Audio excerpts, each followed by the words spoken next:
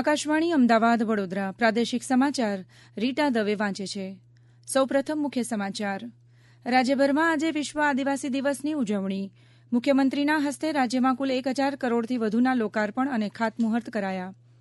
મુખ્યમંત્રી ભૂપેન્દ્ર પટેલ અને કેન્દ્રીય મંત્રી જેપી નડ્ડા આવતીકાલે રાજકોટથી તિરંગા યાત્રાનો આરંભ કરાવશે.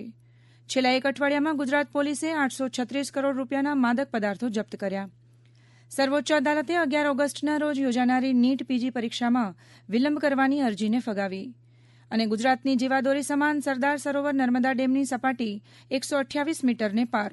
આગામી 5 દિવસ સુધી રાજ્યમાં હળવાથી મધ્યમ વરસાદની આગાહી. સમાચાર વિગતવાર. આજે વિશ્વ આદિવાસી દિવસ ઉજવાઈ રહ્યો છે. સાબરકાંઠાના ખેડબ્રહ્મા ખાતે મુખ્યમંત્રી ભૂપેન્દ્ર પટેલની અધ્યક્ષતામાં રાજ્યકક્ષાનો વિશ્વ આદિવાસી દિવસ કાર્યક્રમ ઉજવાયો. મુખ્યમંત્રી ભૂપેન્દ્ર પટેલના હસ્તે રાજ્યમાં કુલ 1,014 કરોડથી વધુના લોકાર્પણ અને ખાતમુહૂર્ત કરવામાં આવ્યા, જેમાં 411 કરોડ રૂપિયાના કામોનું ખાતમુહૂર્ત તથા 602 કરોડ રૂપિયાની રકમથી વધુના કામોનું લોકાર્પણ કરવામાં આવ્યું. આ પ્રસંગે મુખ્યમંત્રીએ આ મુજબ જણાવ્યું. ગુજરાતના સૌ આદિવાસી પરિવારોને વિશ્વ આદિવાસી દિવસની ખૂબ ખૂબ શુભેચ્છાઓ પાઠવું છું. આદિવાસી ભાઈઓ બહેનોની અસ્મિતા, ગૌરવ અને વિકાસ યાત્રાને ઉજવવાનો આજનો દિવસ છે. ગુજરાત ભાતીગળ સંસ્કૃતિની વિશિષ્ટ વિરાસત ધરાવતું રાજ્ય અને એમાં અંબાજીથી ઉમરગાંવ સુધીના આદિવાસી સમાજનો ઇતિહાસ ભવ્ય અને ગૌરવવંતો છે. આદિવાસી પ્રજાજનોએ આટલા વૈશ્વિક બદલાવો છતાં પોતાની પરંપરાઓ, જીવનશૈલીને અકબંધ રાખી છે, તેનું જતન કર્યું છે. આદિજાતિ વિકાસ અને શિક્ષણ મંત્રી કુબેર ડિંડોરે જણાવ્યું હતું કે રાજ્યમાં થયેલા વિકાસને પગલે આજે આદિજાતિ વિદ્યાર્થીઓ મેડિકલ અને એન્જિનિયરિંગનું શિક્ષણ પણ લઈ રહ્યા છે. પ્રસ્તુત છે રાજ્યભરમાં વિશ્વ આદિવાસી દિવસની વિવિધ જિલ્લાઓમાં થયેલી ઉજવણી અંગેનો એક અહેવાલ.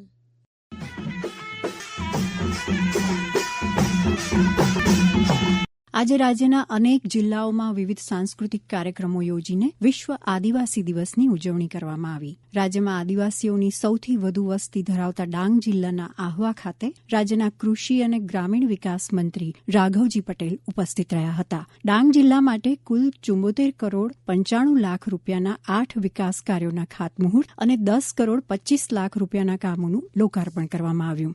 ભિલોડાના શામળાજી ખાતે કેબિનેટ મંત્રી બળવંતસિંહ રાજપૂતની ઉપસ્થિતિ નવસારી જિલ્લાના વાંસદામાં રાજ્યકક્ષાના વન અને પર્યાવરણ મંત્રી મુકેશ પટેલના અધ્યક્ષસ્થાને ઉજવણી થઈ.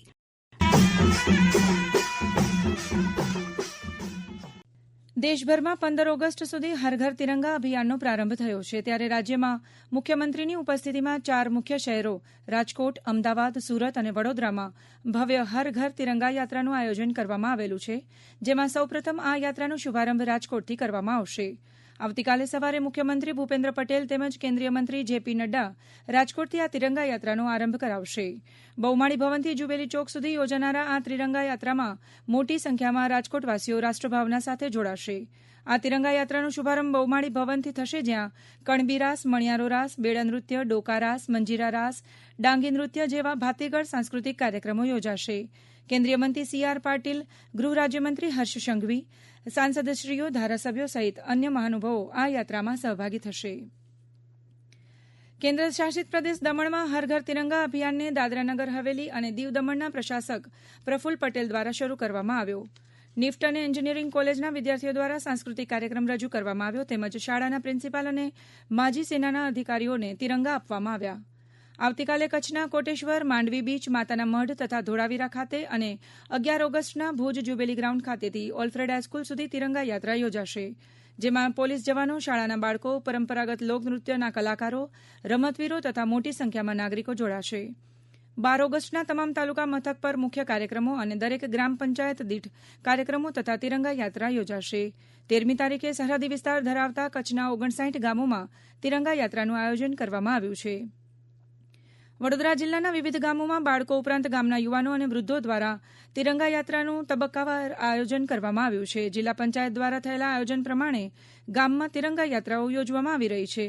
પ્રાથમિક શાળાઓમાં બાળકો માટે વિવિધ વિષયો આધારિત નિબંધ સ્પર્ધાઓ યોજાઈ રહી છે, જેમાં બાળકો ઉત્સાહપૂર્વક ભાગ લઈ રહ્યા છે.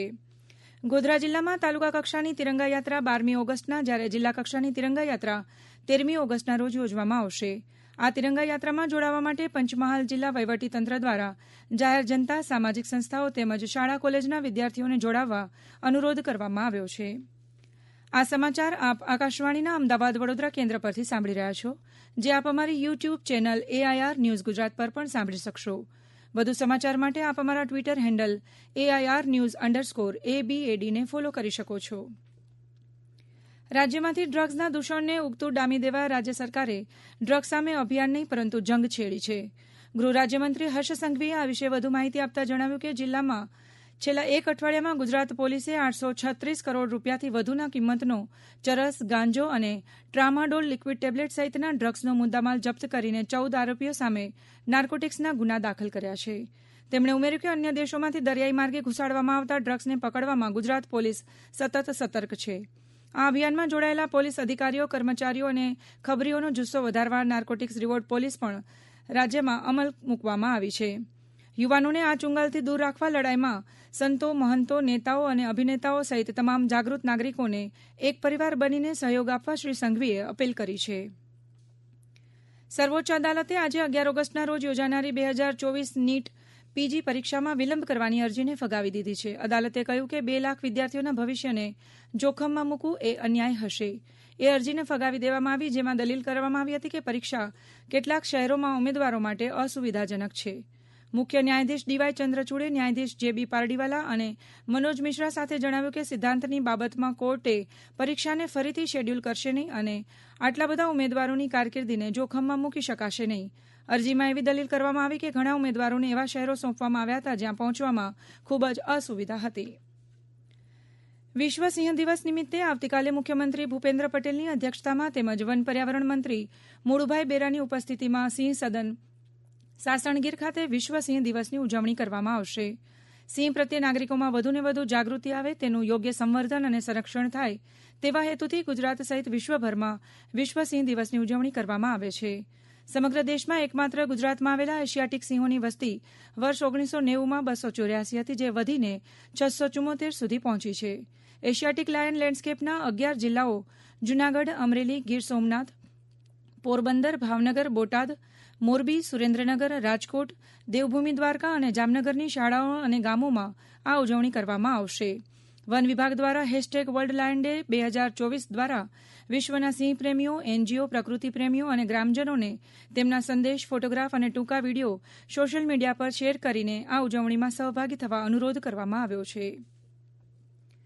ગુજરાતની જીવાદોરી સમાન સરદાર સરોવર નર્મદા ડેમની સપાટીમાં ધરખમ વધારો થઈ રહ્યો છે.